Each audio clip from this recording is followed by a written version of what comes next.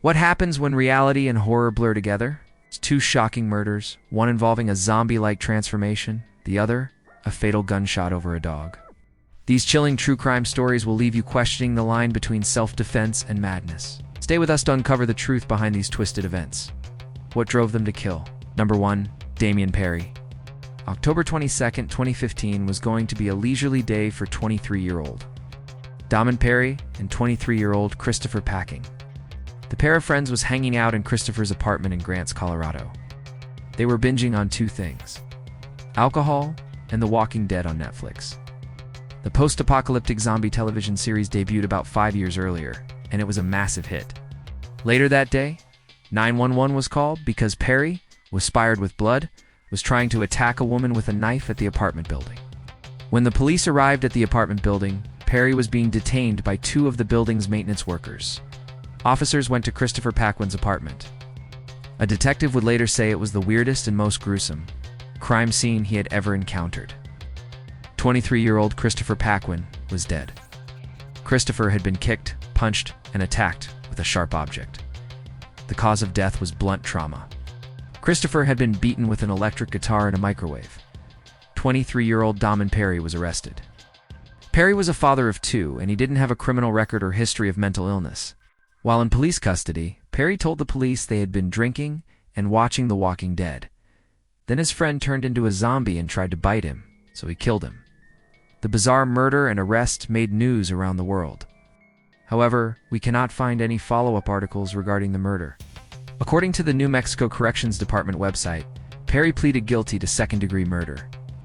The length of the sentence was not given. However, in New Mexico, the standard sentence for second-degree murder is 15 years in prison.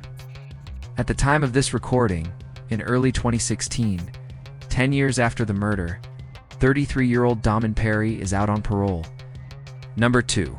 Michael Sadagi. In March 2018, 42-year-old Dustin Schmidt was living with his partner, 42-year-old Vicky Brannigan, in Thornton, Colorado. The two had been dating for more than a year, and 6 months earlier, they moved into a home they had purchased. They were planning on sprucing the house up and selling it so they could move into a different home.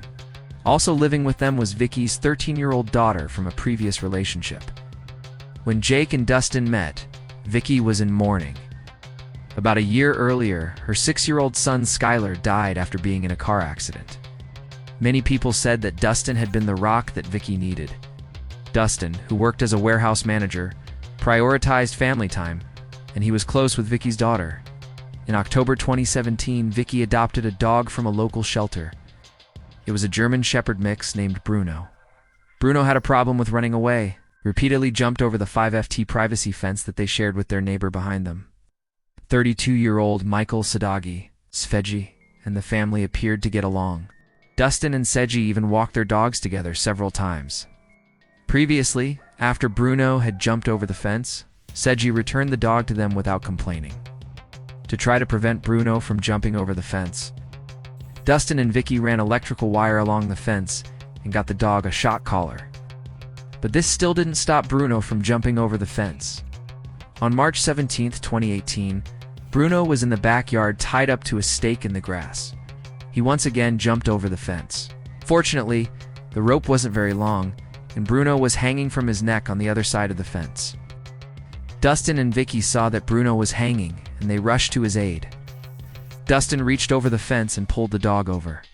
According to Vicky, Dustin swatted the dog on the behind and scolded him.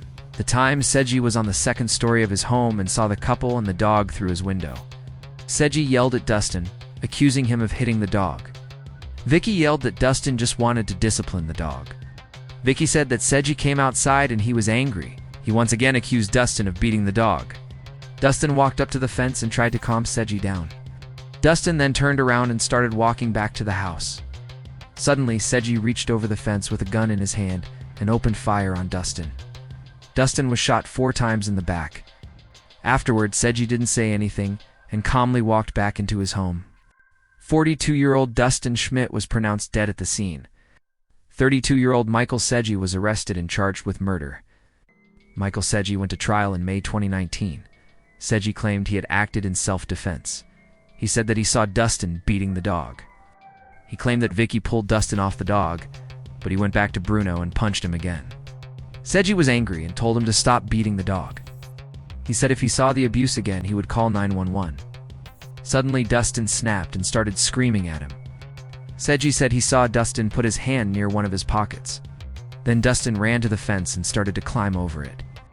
Seji said he was afraid for his life, and he didn't feel he had any other choice than to defend himself, so he shot Dustin. However, the evidence did not seem to back up Seji's version of events. Notably, Dustin was shot 4 times in the back. The jury deliberated for 2 hours. They found Michael Seji guilty of first-degree murder. He was given an automatic sentence of life without parole. Seji appealed his sentence. In May 2023, Seji's conviction was overturned by the Colorado Court of Appeals. The panel of 3 judges believed that the trial judge erred in giving an analogy to explain reasonable doubt. The analogy the judge gave was purchasing a used car. She asked the jury to imagine finding the exact car you wanted, and it was within your budget.